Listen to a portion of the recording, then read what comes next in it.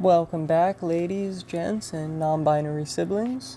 Do without wilt shall be the whole of the law. I'm Lexi Eve, and today is not actually a video about magic, practice, mysticism, or any of that, but I think it's something that I feel is very important and may end up helping a lot of people. So, what I want to actually talk about is reading itself, and I've met a lot of people who get turned off when they realize how much reading they have to do, and it could be very scary for some people. For myself, I love reading. I could read day in and day out if I had the time and nothing else to do. If I could put aside all of my projects and lay around reading books all day studying, that would be like heaven to me.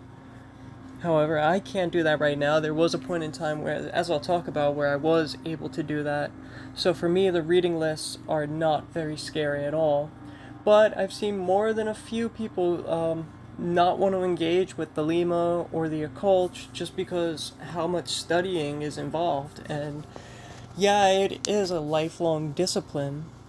So with that, I want to get into the script I have here.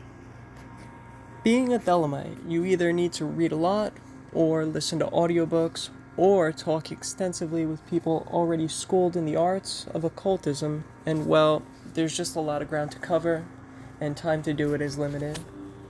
There are so many subjects necessary to study to fully grasp the Thelema and the Book of the Law that it can be overwhelming.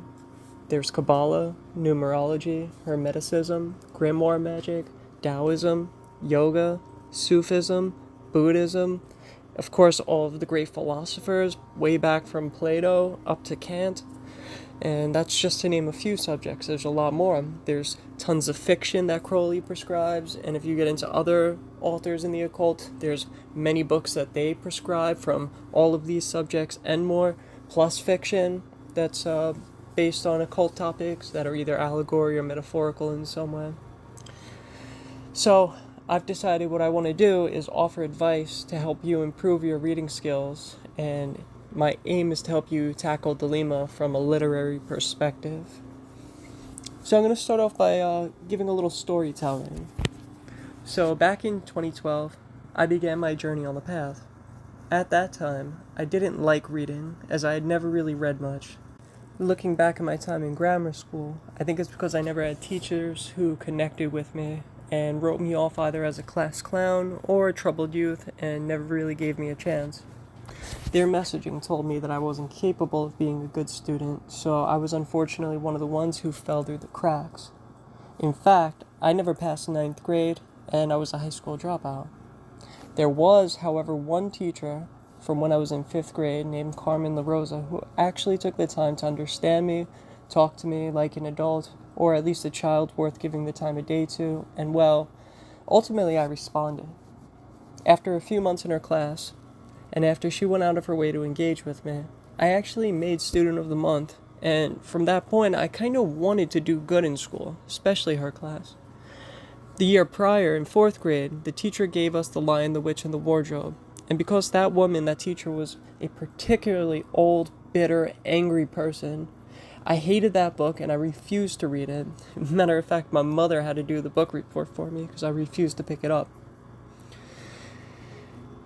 Now, back in 5th grade, Miss La Rosa assigned her class The Hobbit, and to date, it is by far my favorite book. Even when I hated books all throughout my childhood and teenage years, I would actually stop and read The Hobbit when it came to me. When I'd see it laying around or I'd go somewhere and it happened to be there, I'd pick it up and read it. Now, to date, I've read The Hobbit 27 times in total. So just by having somebody take the time of day to tell me that you are capable of doing this, I believe in you, that little bit of positivity went a very long way. So you just have to know that you can do this. You just have to be patient with yourself, and you can do this. Speeding forward a little, about 5 years after I got into the occult, I was in college with a 4.0 GPA, taking courses in literature and English at Harvard University, and had well over 4,000 books under my belt. So how the hell did that happen?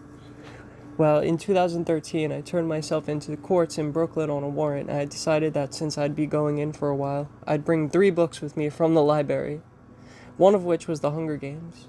Now, maybe it's because it's a child's book and very easy reading. Maybe it's because of where I was reading The Hunger Games, sitting in jail cells. I connected with what I was reading for the first time besides for The Hobbit. And with nothing else to do for about 72 hours waiting to get housed, I could start to see what I was reading, and I actually became enraptured. It turns out, because I've been in jail so many times, as a teenager and young adult, my classification of Rikers Island was maximum, and so this time around I had gone instead of the dorms to the cells. In the dorms, there's always some way to entertain yourself. There's people, there's a lot of downtime, you hang out, you cook meals. It's a relatively safer environment. There's less trouble that you're going to get into. There's less violence, at least. Now, in the cells, it's a much different case. If there's a fight, which happens all the time, in any of the 20 cell houses, they lock down all 20 houses for 36 hours, and you're trapped in a 10 by 6 foot cell the entire time for about a day and a half. And as soon as there's another fight in any of those 20 houses, you're right back in your cell. So you might get out of your cell for 3 hours in 4 days, and you're just stuck there except for a 15-minute shower and maybe an hour of the yard here and there. With that much time for weeks on end, I discovered that reading might help me through it. In fact, as I got my hands on many books borrowed from other convicts, I would be in my cell and I'd read for hours trying to pass the time. I was actually amazed that as I was reading, I was able to see in my mind's eye what was happening, exactly like television, but mentally instead of visually. I was enraptured. This never happened with literature to me. Then I noticed that as I read, I'd sometimes get very distracted and would blank out thinking about other stuff instead of the words I'd been reading, and I'd miss out on a half a page or more, 2 or 3 pages, before I realized I was distracted. So, I forced myself to go back to what I last remembered reading, and I'd start over from there. And if I got distracted again, I'd reread it and reread it until I understood and saw what I was reading.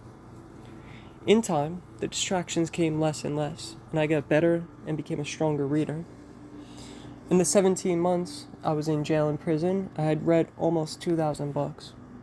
It got to the point that I read Stephen King's It, all 1,700 pages, in one sitting of 6 to 8 hours.